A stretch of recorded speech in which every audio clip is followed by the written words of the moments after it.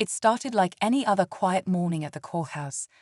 People shuffled in and out of the courtroom, waiting for justice to be served. But behind the polished walls and official badges, something darker was brewing, something that would shake the system to its core. Two police officers, known around town for their aggressive tactics and unchecked authority, were used to getting their way. To them, respect wasn't earned, it was demanded. And today, they thought they could push that power even further. The officers were called in for what seemed like a routine case. But when they walked into the courtroom and saw a judge they didn't recognize, someone they didn't expect to hold the gavel, they let their prejudice get the better of them. With a mix of arrogance and bias, they crossed a line that couldn't be uncrossed. One smug comment turned into a shove. One shove turned into a slap. And in that moment, everything changed. What they didn't realize was that the person they had just humiliated wasn't just a judge. They were someone with deep roots in the justice system and powerful allies watching closely. The courtroom fell silent. The audience, stunned. No one could believe what had just happened. The officers, still laughing, thought they had the upper hand. But what came next would flip their world upside down. Because within minutes, word spread, cameras rolled, calls were made, and the very system these officers thought they controlled began turning against them. Quiet whispers of accountability became loud demands for justice. Their badges, once symbols of authority, now marked them as examples of everything that had gone wrong. But this was only the beginning. The next 4 minutes will ignite a chain reaction no one could stop. Their reputation, their careers, even their so-called untouchable power, started slipping through their fingers. And as the truth began to surface, the world watched, waiting to see just how far the fall would go. The courtroom was still buzzing with shock, but behind the tension was something even stronger: questions. Who was this judge the officers had just disrespected? And why did the energy in the room shift so fast after it happened? No one knew the full story yet, but it was clear that this wasn't going to be buried or brushed aside. The judge, still standing with quiet strength, didn't shout or retaliate. Instead, they calmly collected the torn papers, glanced at the officers, and turned to the clerk with a nod. It was a small gesture, but it spoke volumes. What most people didn't know was that this judge had only recently transferred to this district. They had spent years working behind the scenes on high-profile civil rights cases and were known for calling out corruption, no matter how deep it ran. They weren't just someone in a black robe. They were someone who had been working their entire life to challenge the kind of system that allowed certain officers to act like they were above the law. The two cops, Officer Mills and Officer Danning, had been riding high for years. They had built a reputation not on fairness, but on fear. There had been rumors, of course, reports swept under the rug, complaints that somehow never made it to court. They always had an excuse and someone in their corner ready to cover for them. But now all those buried stories were starting to bubble back to the surface. Meanwhile, someone in the courtroom had already begun recording the incident on their phone. The clip was raw and short, but powerful. Before the session even ended, it had been shared online. And once the public saw it, once people started recognizing the faces in the video, everything began to shift. Back at the precinct, whispers turned into questions. Higher-ups started making calls, distancing themselves. What had started as a routine morning had now become a serious problem. And for the first time, Officer Mills and Officer Danning weren't in control of the narrative. They didn't know it yet, but the ground beneath them was starting to crack, and the fall hadn't even really begun. By the time the courthouse emptied out that afternoon, the video had already hit tens of thousands of views. People weren't just watching it, they were sharing it, commenting, asking questions. Who is this judge? How did those officers think they could get away with that? The clip was less than a minute long, but it captured everything. The disrespect, the judge's calm response, and the shocked faces in the courtroom. News outlets were starting to pick it up. Hashtags were trending. And back in their squad car, Officers Mills and Danning still thought it would blow over like all the other times. But it wasn't blowing over. Inside the judge's chambers, there was quiet. No interviews, no public statement, just paperwork and silence. The judge wasn't new to pressure. In fact, they'd been through worse. What troubled them wasn't the slap or even the humiliation. It was the silence that usually followed. The systems that covered up injustice. The people who turned away when power was abused. That was the real fight, and this time it was out in the open. Meanwhile, back at the precinct, cracks were forming. A young officer, fresh out of training, had been in the courtroom that day. She had seen everything and couldn't shake the feeling in her gut. She started asking quiet questions, first to co-workers, then to a sergeant she trusted. "Why are we pretending nothing happened?" she asked. But her questions were met with cold stares and forced smiles. One superior even warned her to stay in line. But not everyone wanted to stay silent. A former community member, once arrested unfairly by Officer Mills, recognized him in the video and reached out to a local reporter. "He's done this before," the message said. "You just never had proof."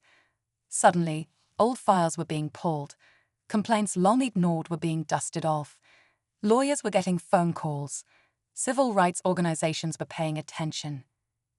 The officers still wore their badges, but the shield of silence around them was thinning. Every hour brought more eyes to the story, and though they didn't know it yet, their names were about to be the center of something much bigger than a single courtroom mistake. The pressure was building like a storm ready to break. Every hour, more voices joined in. People who had stayed quiet for years now had a reason to speak. Stories poured in, not just about Officer Mills and Officer Danning, but about a pattern. Harassment during traffic stops, intimidation during arrests, excessive force with no consequences. The video had unlocked something, a deep well of frustration from a community that had been silenced too long. Inside City Hall, emergency meetings were being held behind closed doors. Officials who had once shaken hands with the officers were now scrambling to protect their own careers. Public statements were drafted and deleted. Meanwhile, the mayor's office received a formal letter from a state-level oversight committee. They were demanding a full review of the precinct, and that judge, they still hadn't spoken publicly, but they didn't need to. Their silence was powerful, and behind the scenes, they were quietly preparing for what was coming next. The two officers, still trying to act like nothing had changed, were starting to feel it. Cameras followed them now, even off-duty. Protesters stood outside the precinct with signs that read, "Accountability now, and no more silence." Reporters started calling their families, and inside the station, the tension was thick. Other officers either kept their distance or watched carefully, not sure who would be next. Then came the moment that pushed everything to the edge. An internal memo leaked, one that showed complaints against Mills and Danning had been flagged years ago. Not once, but multiple times. The memo revealed names of supervisors who had dismissed the warnings, and it hit social media like wildfire. People weren't just angry anymore. They were outraged. Comment sections filled up with demands for resignations. A local news anchor, during a live broadcast, called it the most disturbing failure of justice we've seen in recent years. At the same time, security footage from inside the courthouse, unseen until now, was quietly handed over to an investigative journalist. It showed everything from another angle, and what it revealed made the original video look tame. Everyone could feel it. Something was about to snap. Just when it felt like the situation couldn't get any more intense, the second video dropped, and everything changed.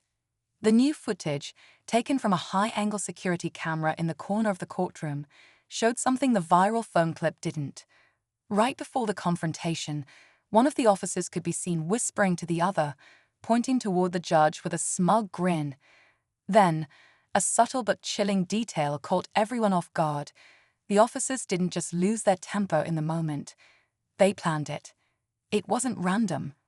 The disrespect, the aggression, it had been discussed moments before they acted. It looked premeditated. That was the twist no one saw coming. This wasn't just about bias or a power trip. It was targeted. And now the story wasn't just about bad behavior. It was about intent. That single piece of footage lit a fire under every major network and civil rights group already watching the case closely. What looked like a shocking mistake now felt like a deliberate move, and that raised the stakes for everyone involved. More subpoenas were issued that week. Investigators widened their scope, looking into not just the officers, but everyone who had worked to cover for them. A senior officer who had recently retired was named in the leaked memo and suddenly found themselves pulled back into the spotlight. Anonymous sources from within the department began speaking out. We were told not to question certain people, one message read, especially when it came to them. But the biggest shock hadn't landed yet. Deep within the internal files pulled by state investigators, a name appeared, one that tied both officers to a private security contract from years back, one run by a company with political ties and a long list of legal grey areas. That revelation sent ripples through city leadership. If proven true, this wasn't just a case of two rogue cops. This was a network, one that had protected itself with money, silence, and power. As the pressure hit boiling point, the judge remained quiet, but not inactive. Behind the scenes, legal teams were assembling. The courtroom that once echoed with laughter and arrogance was now the center of a growing storm, and the city was holding its breath, waiting for the next move. The courtroom was packed. Reporters lined the back wall, their cameras rolling.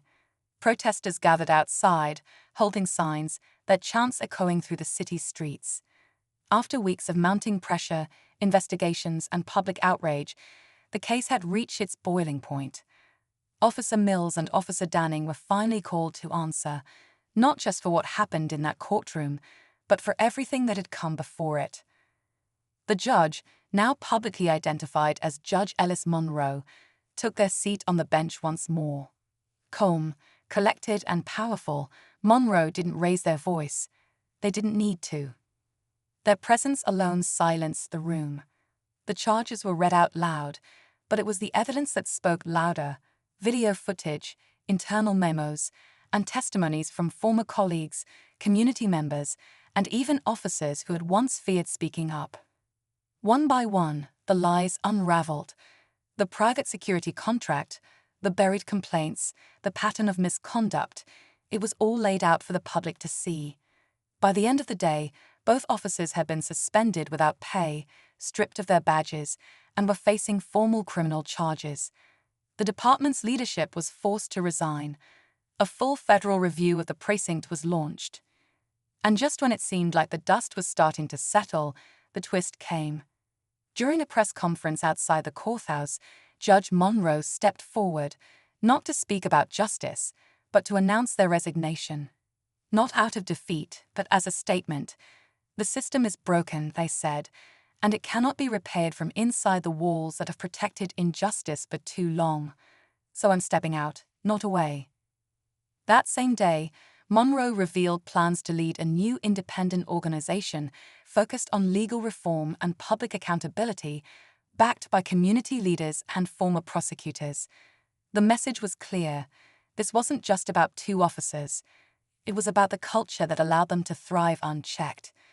The city watched in silence as Monroe walked away from the courthouse, not as a judge anymore, but as something even more powerful, a voice the system couldn't silence. And for the first time in a long time, in the weeks that followed, the city began to shift. What had started as a moment of arrogance in a courtroom had grown into a full-blown reckoning. Officer Mills and Officer Danning, once feared by many, now faced trials of their own. Community members who had stayed silent for years finally felt safe enough to share their stories, and for the first time, those stories were being heard. Investigations expanded into other departments. Old cases were reopened. New leadership stepped in, vowing to rebuild trust, not just with promises, but with real change. Judge Ellis Monroe kept their word. Within a month, they launched the Independent Alliance for Legal Reform, an organization aimed at fighting systemic abuse within law enforcement and the courts. Volunteers poured in. Donations came from across the country.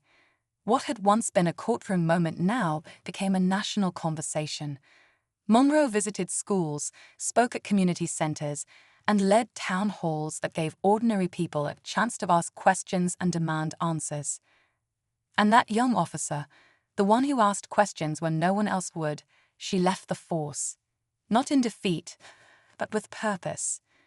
Inspired by everything she witnessed, she joined Monroe's organization, hoping to help rebuild the system she once believed in from the inside. The courthouse itself, once a symbol of silence and fear, slowly became a place of accountability. It didn't happen overnight. Change never does. But people started showing up, watching, asking questions. The fear of speaking out began to fade. What happened that day wasn't just a scandal. It was a wake-up call, a reminder that power, when unchecked, becomes dangerous, and that silence allows injustice to grow. But it also proved something else. That one moment, one person standing their ground, can shift everything.